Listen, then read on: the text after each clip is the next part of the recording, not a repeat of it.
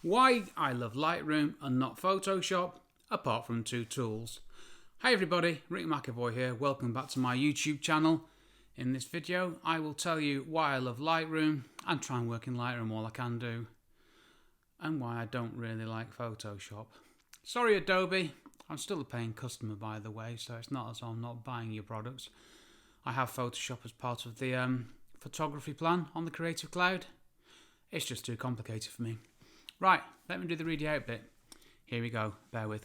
I love Lightroom because it was designed by Adobe from the ground up for photographers. I use Lightroom to organise and manage my photos, which are all kept in a single catalogue. I do all the processing I can in Lightroom, using Photoshop when needed, just to remove stuff. Re-needed, that's good. Lightroom is designed so you can process photos in a logical way, working through the panels. Lightroom makes sense to me, and I love using Lightroom. Okay, now I need to learn to say the word Lightroom, okay? So that was the answery bit.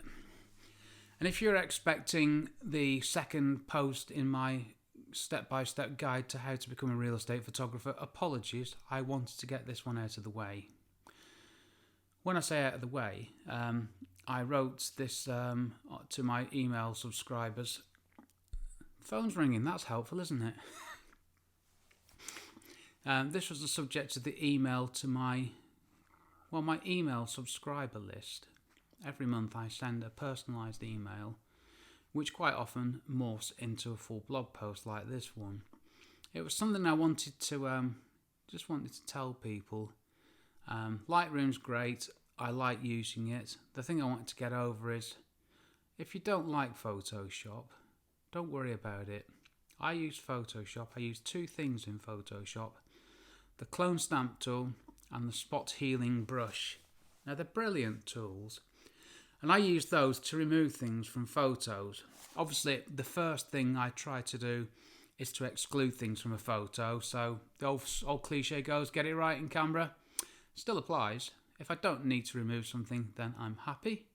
If I do need to remove something, then I compose it in such a way that it's as easy as possible for me to remove, because much as I love Lightroom, I don't want to spend my entire time of my life processing photographs. I just want to get the job done quickly and get on to something else, like having a beer, a glass of wine with my wife, that kind of thing.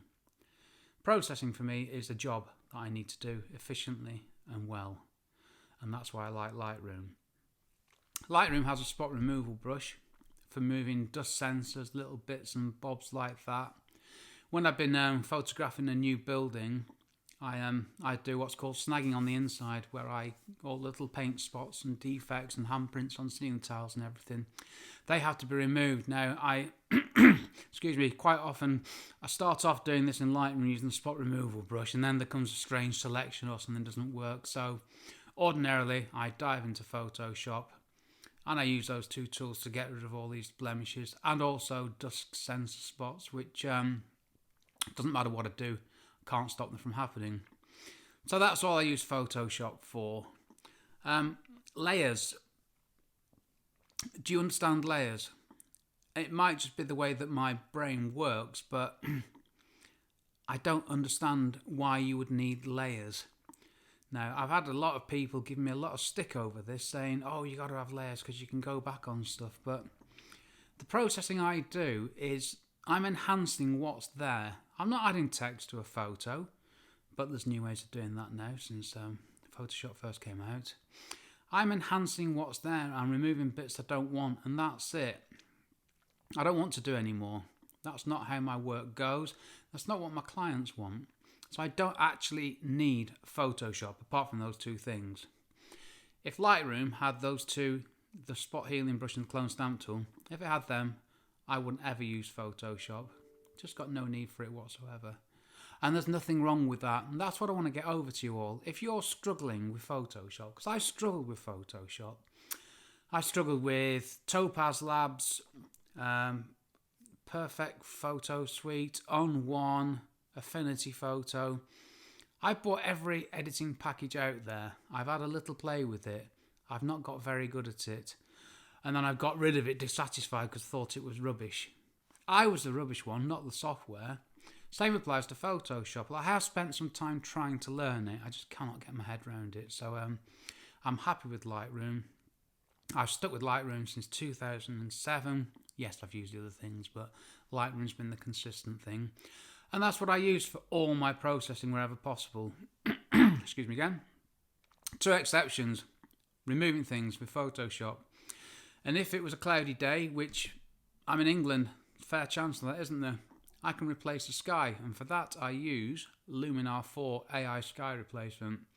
Fantastically effective tool that really quickly, really effectively swaps the sky for me. My clients love it. They look at the photos and sometimes I feel guilty. I actually don't charge extra for it because it's quite a quick process. I don't like to go on about it too much, to be honest with you, because they might just go, really? I thought you said this was complicated. It is complicated until you know how, like me. So there you have it. That was the point of the post. Use Lightroom. If you have something else that you want to use, Capture One, Photoshop, Topaz Labs, Luminar. Learn that one piece of software inside out. I would say that I have a level of expertise in Lightroom, having used it since its release in 2007. Learn the software that you have. Learn exactly what it can do, everything it can do, what it can't do. And once you've got a highly refined, effective and consistent workflow, if you need something else, that's absolutely fine. You go for it. But learn the software first. This is the mistake I've made for many years, which I regret doing. And that's why I'm telling you now. Okay, thank you for watching. Anything else I want to tell you? Check out my photography blog, rickmcavoyphotography.com/blog. Also, check out my splendid Photography Explained podcast. Website? Wait for it. photographyexplainedpodcast.com. I've been Rick McEvoy. Thanks for watching. See you on the next video.